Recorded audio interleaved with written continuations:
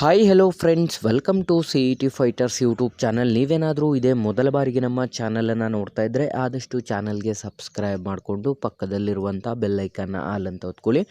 ಬನ್ನಿ ಸ್ನೇಹಿತರದಾಗ ಡ್ರೈವರ್ ಹುದ್ದೆಗಳ ಒಂದು ಅಧಿಸೂಚನೆ ಕೂಡ ಪ್ರಕಟವಾಗಿದೆ. ವಿಡಿಯೋದಲ್ಲಿ ಕಂಪ್ಲೀಟಾಗಿ ನೋಟಿಫಿಕೇಷನ್ನ ಮುಖಾಂತರ ಮಾಹಿತಿಯನ್ನು ತಿಳಿಸ್ಕೊಡ್ತೀನಿ. ವಿಡಿಯೋನ ಸ್ಕಿಪ್ ಮಾಡದೆ ಕೊನೆವರೆಗೂ ನೋಡಿ.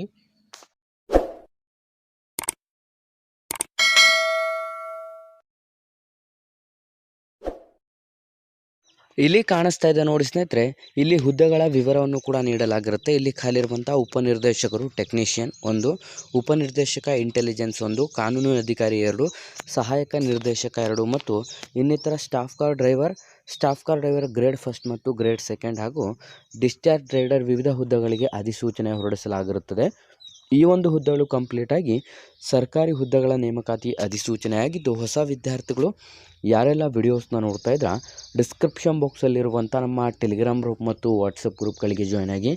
ನೀವೇನಾದರೂ ಪೊಲೀಸ್ ಇಲಾಖೆ ಹಾಗೂ ಇನ್ನಿತರ ಸ್ಪರ್ಧಾತ್ಮಕ ಪರೀಕ್ಷೆಗಳ ಎಕ್ಸಾಮ್ ಪ್ರಿಪರೇಷನ್ ಮಾಡ್ಕೋತಾ ಇದ್ದರೆ ಇಂದ ಡಿಸ್ಕ್ರಿಪ್ಷನಲ್ಲಿರುವಂಥ ನಮ್ಮ ಪೊಲೀಸ್ ಫೈಟರ್ಸ್ ಯೂಟ್ಯೂಬ್ ಚಾನಲ್ಗೆ ಸಬ್ಸ್ಕ್ರೈಬ್ ಮಾಡ್ಕೊಳ್ಳಿ. ಇಲ್ಲಿ ಖಾಲಿರುವಂಥ ಕಾನೂನು ಅಧಿಕಾರಿ ಹಾಗೂ ಡ್ರೈವರ್ ಹುದ್ದೆಗಳಿಗೆ ಅಧಿಸೂಚನೆ ಹೊರಡಿಸಲಾಗಿದ್ದು, ಒಟ್ಟು 98 ಹುದ್ದೆಗಳ ಬೃಹತ್ ಅಧಿಸೂಚನೆ ಕೂಡ ಇದಾಗಿರುತ್ತದೆ.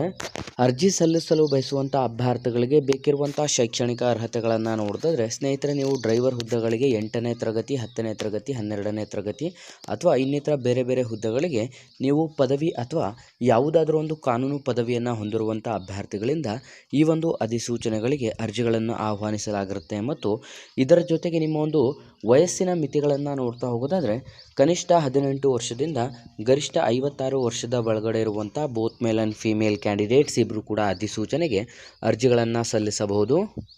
ಆಯ್ಕೆಯಾದಂಥ ಅಭ್ಯರ್ಥಿಗಳಿಗೆ ಮಾಸಿಕ ವೇತನವನ್ನು ನೋಡ್ತಾ ಹೋಗೋದಾದರೆ ಇಲ್ಲಿ ಅಧಿಸೂಚನೆಯಲ್ಲಿ ಕಾಣಿಸ್ತಾ ಇದೆ ನೋಡಿ ಸ್ನೇಹಿತರೆ, ಈ ಒಂದು ಅಧಿಸೂಚನೆಗೆ 21,700 ರೂಪಾಯಿಂದ 2,08,700 ರೂಪಾಯಿವರೆಗೂ ಪ್ರತಿ ತಿಂಗಳು ಒಂದು ಮಾಸಿಕ ವೇತನ ಕೂಡ ಇದಾಗಿರುತ್ತೆ. ಯಾಕೆ ಅಂತಂದರೆ ಇದೊಂದು ಕಂಪ್ಲೀಟಾಗಿ ಕೇಂದ್ರ ಸರ್ಕಾರಿ ಉದ್ಯೋಗ ಮಾಹಿತಿಯಾಗಿರುತ್ತದೆ.